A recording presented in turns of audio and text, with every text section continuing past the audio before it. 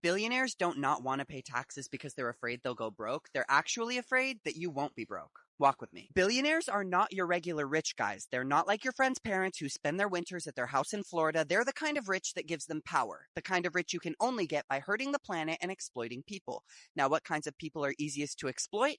Desperate ones. They invest a lot of money into creating a world where you have to fight for everything. Pay for your own healthcare, pay more for gas and rent, barely receive vacation time because when you can't afford to take time off, you keep making them money. And even when you do get a little break, you decide to treat yourself by spending more because you've worked hard and you earned it. If our taxes worked for us and you were automatically assured free healthcare, free housing, and free food, if you didn't have to scrape together every paycheck and cut off non-necessities, how much more likely are you to leave an abusive work environment? How much more likely are you to venture into owning your own business, investing in your creativity, controlling your finances in a way that billionaires can't get their hands on? And on top of that, how would they keep making money from insurance gouging, manufactured housing crises, and owning hundreds of apartment units all at once? Have you ever wondered why you see them spending millions and millions of dollars on political campaigns, sometimes more than they would ever spend in taxes? Because it was never about the money. It was just about keeping you from having any. They're not scared of being taxed. They're scared of their taxes working.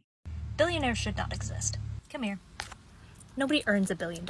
If you made $10,000 every single day from the day the Declaration of Independence was signed to today, you would still not be a billionaire.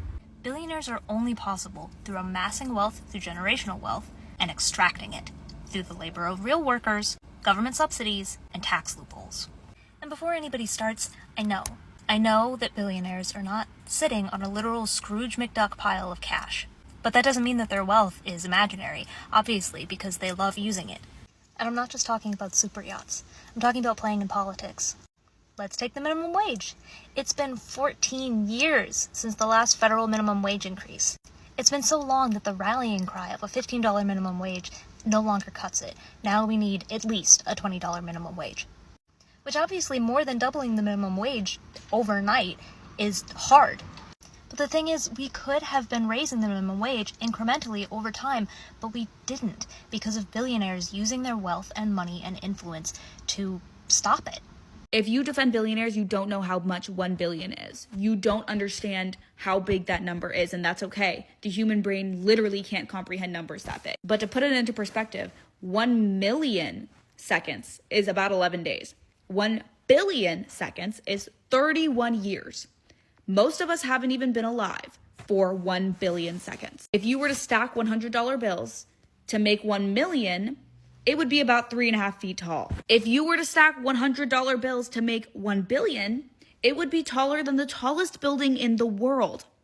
Over 3,000 feet tall. If you deposited $100 into a bank account every single day from the birth of Jesus Christ until now, you wouldn't even have 1/10 of a billion. In fact, if you were to make $100 every single day, it would take you over 27,000 years to get to 1 billion. Over 27,000 years. That's longer than all of recorded human history. You spent $10,000 every single day. Every single day you woke up and spent $10,000. It would take you 274 years to spend 1 billion. Even if you spent $10,000 every single day of your life. The difference between 1 million and 1 billion is just about a billion. And I don't think people understand that. You can work hard and become a millionaire.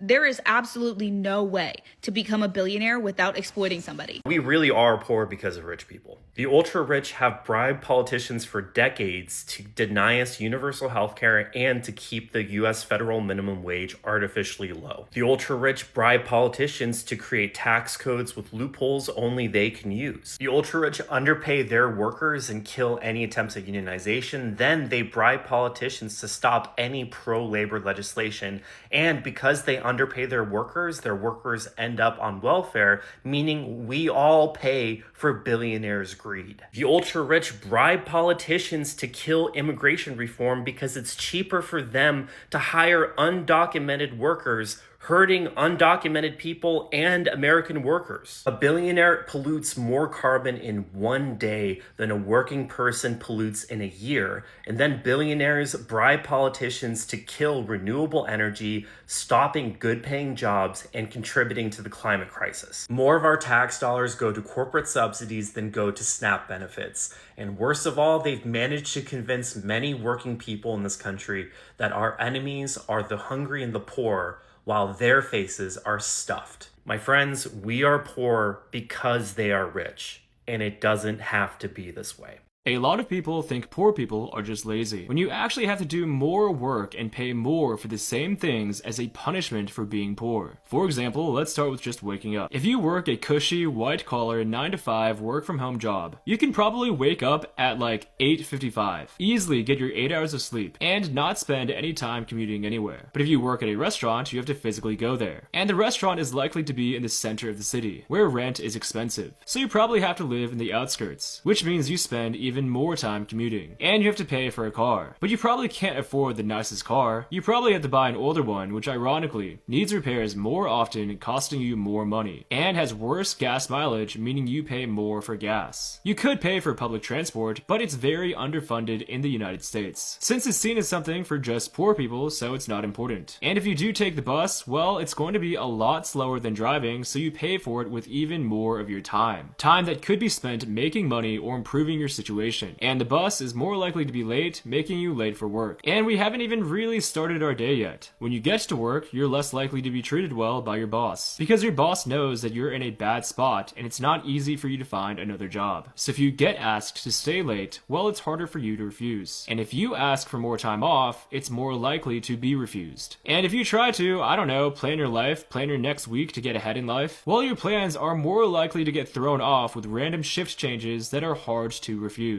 Alright, well, it's time for lunch. The healthiest thing is probably to cook the night before and prepare it. But since you have less time for cooking, this is actually harder for you to do so than if you were working a fancy 6-figure job. Okay, so if you order food, are you having a healthy sweet green salad? Probably not. It's really expensive, like most healthier food in America. You'll probably eat off the dollar menu, which has tripled in price lately, but still. Well, it's food that's more likely to lead to health complications, especially since we don't have the best food safety regulations in America. Because, well, what a surprise, these corporations lobby against it to save them money. And they even fund scientific studies to say that their food is healthy, even though a lot of food we eat is just banned in other developed countries. So we're basically eating poison that's more likely to cause heart disease and diabetes, which is expensive, especially because we don't have free healthcare. Anyway, you come home and you also have more chores than most people, because your apartment might not even come with basic amenities like a dishwasher or in-unit laundry. So you have to spend more time going to the laundromat or washing your dishes by hand. Speaking of home, it's pretty cold these days, so you'd want to crank up the heating. But you pay more for your heating actually than other people, because you have to live in an older building that's less insulated, and more likely to be infested with roaches and rats, another stressor to your day. All of this is a realistic day. It's not taking into account all the disastrous things that could spiral out of control and create the worst days of your life. It's not taking into account the violence and crime that you could be subjected to from living in a more dangerous neighborhood, and it's not taking into account the financial spiral of, say, your car breaking down or you getting hit with a medical bill that you can't afford, which empties your bank account, meaning your bank starts charging you a maintenance fee for low balance, and overdraft fees if that happens, where now you have to pay your bills with your credit card. That has a 25% interest rate. But if you were just scraping by before, well, you definitely can't afford to pay off debt with 25% interest now. But the debt is only going to compound more and more every month, all while the rich get lower interest rates than you, and even pay less tax than you, because they've lobbied for loopholes that let them legally evade taxes. I'm not saying that rich people didn't work hard or create genuine innovations, but the hard work they do is widely recognized by society, while these types of struggles are invisible. And this difference in perception can affect policy decisions. It excuses cutting taxes on the rich since they worked hard for their wealth, and also excuses cutting welfare for the poor since they're supposedly lazy. For any dumbass that gets on the internet and says, billionaires worked hard, that's why they have so much money.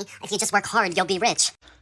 are you a billionaire? But you work hard, why aren't you a billionaire? Billionaires aren't billionaires because they worked hard. Hundreds of millions of people work hard every day. They're not billionaires because of their own hard work. They're billionaires from other people's hard work. Other people that they exploit and create profit from. Billionaires don't want you to become a billionaire, and they don't even want you to become comfortable, because guess what? If you're comfortable, they can't exploit you. Because if you're comfortable, you're not going to accept a job paying $16 an hour with 12-hour shifts and no benefits. Billionaires are not your friends. You are just a tiny gear in their massive machine that prints them money. You aren't just feeling it, you are getting poorer. Because these billionaires got a hell of a lot richer. While you struggle to afford groceries, or your higher power bill, or purchase your first home, the Walmart heirs can buy every house in Dallas. Must be nice. And you may be thinking, okay, so what? These ass cats can black blast themselves into space. I mean, I wish they'd stay there, but how does that make me poorer? Example, the fact that billionaires can buy up every house in a city drives up the price, making it less accessible to you. Then, of course, the tax cuts for billionaires, not once, but twice, thanks Trump. See, when billionaires don't pay their fair share in taxes, it adds to the national debt, which drives up interest rates, limiting your purchase power. And all the missed revenue means the government is now underfunded for things like education, healthcare, and infrastructure. And yes, that means no raises for workers, even with inflation. There's a dirty word we're all familiar with. It's skyrocketed and wages have not kept up, literally making you poor.